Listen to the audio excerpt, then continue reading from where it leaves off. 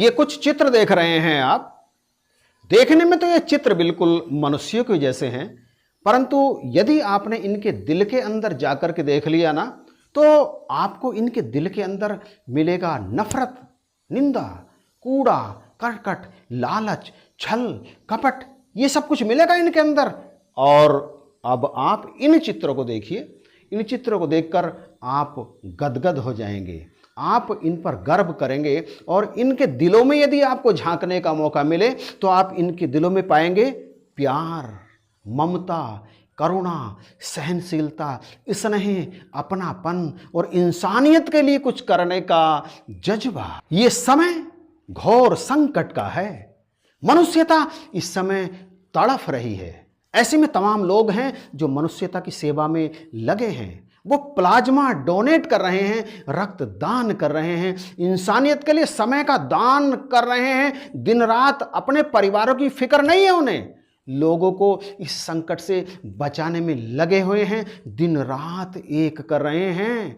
Oxygen और तमाम प्रकार की एम्बुलेंस से सेवा कर रहे हैं, तमाम प्रकार से धन भी डोनेट कर रहे हैं। वहीं कुछ लोग ऐसे भी हैं जो विपत्ति की इस घड़ी में भी, जबकि हर इंसान को हर मुश्किल में फंसे इंसान की मदद करनी चाहिए, सहायता करनी चाहिए, उसके दुख दर्द में शरीक होना चाहिए। मनुष्यता के वे दुश्मन ऐसे में भी लाभ अर्जित कर रहे हैं, मुनाफा कमाने में लगे हुए हैं। जिनकी सांसें टूटने को हैं, उनको मिलने वाली ऑक्सीजन की वे काला बाजारी कर रहे हैं, कोरोना की दवाई की वे काला बाजारी कर रहे हैं। एक मरीज को दूसरे स्थान तक ले जाने में वो मनमाना किराया वसूल कर रहे हैं। क्या मर गई है उनके अंदर की इंसानियत? हकीकत तो ये है कि वे इंसान है ही नहीं, इंसान के रूप में वे शैतान हैं, असुर हैं, वे दानव हैं। नए पुराने कई सीरियलों में, कई फिल्मों में आपने असुरों को देखा होगा,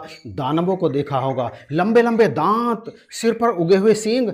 ऐसे नहीं होते दानव, ऐसे नहीं होते असुर। असुर यही हैं, वे हैं जो सुर में नहीं चलते, सुर से अलग चलते हैं, इंसानियत से बाहर रहते हैं। और देवता वे हैं, सुर वे हैं जो सुर में चलते हैं, इंसानियत, करुणा, दया, प्रेम, सद्भावना, अपनापन जिनके अंदर कूट कूट करके भरा होता है, वे होते हैं सुर। और असुर वे होते हैं जिनमें नफरत, निंदा, घृणा और दूसरों को सताने की भावना कूट कूट करके भरी होती है। जलन, क्रूरता, डहा, जिन्हें दूसरों पर अत्याचार करते हुए, दूसरों की भावनाओं से खेलते हुए जरा भी लाज नहीं आती, जरा भी शर्म नहीं आती, जिनके अंदर दया नहीं उमड़ती, वे हैं असुर। कौन कहता है कि आज पन्ना धाय नहीं है?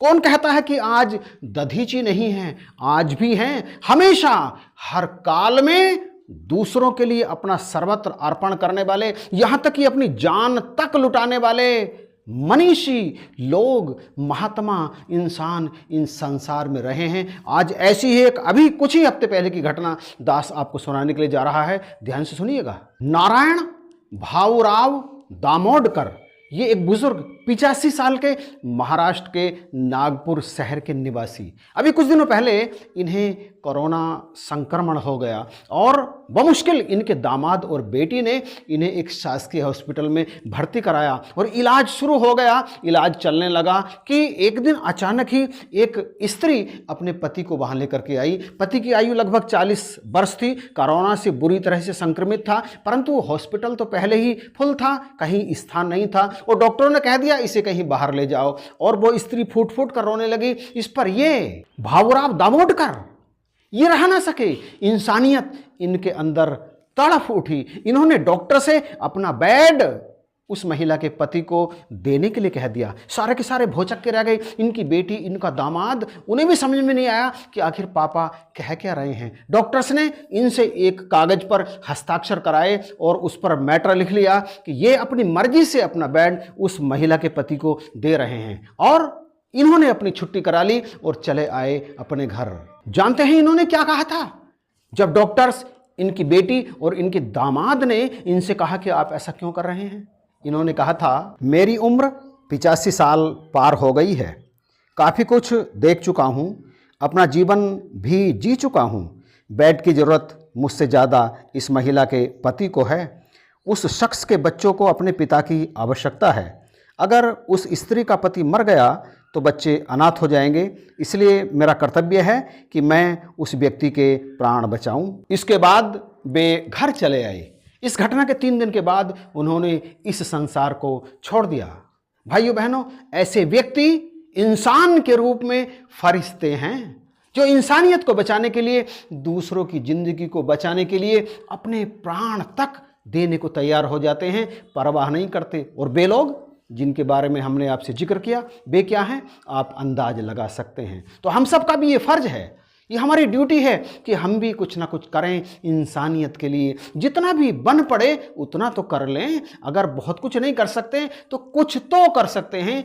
चिड़िया समंदर से जितना जल लेकर के आती है, क्या इतना भी हम नहीं कर सकते? अपनी बात करूं, आपसे क्या जिक्र करूं। अभी कुछ देर पहले एक व्यक्ति आए थे कि उनका भतीजा बहुत बुरी तरह से बीमार है, 1 महीने से ज़्यादा हो गया।